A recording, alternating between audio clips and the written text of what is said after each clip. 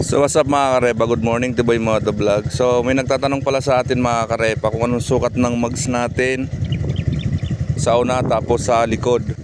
So yung sukat ng mags natin mga karepa sa una 1.60, yung gulong nya Maxxis 7090.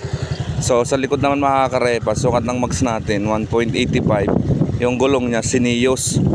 Sukat ng gulong 9080. So shoutout muna natin mga repa yung tumira ng bracket natin. Ayan. So shifter, half shifter mga repa, tinas natin. So ini mga karepa, nagtatanong si Faring Philip, tropa natin yan kung anong diskarte natin dito kay Daytona. So ganyan lang yan mga repa, alloy na carbon. So ito ginupit ko to mga repa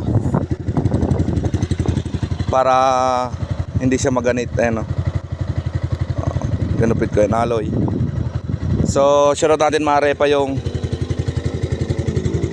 nagaya sa atin ng endurance. Magsali tayo ng endurance, Benson Manalo Reyes. So inaaya tayo mga repa sumali sa endurance sa Abril 2021 nata yon.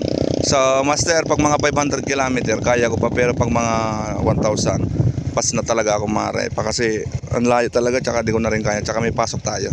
So peace out mga repa. Sniper 155 limited edition Monster Camelback. Yeah. Woo, shish. Haha.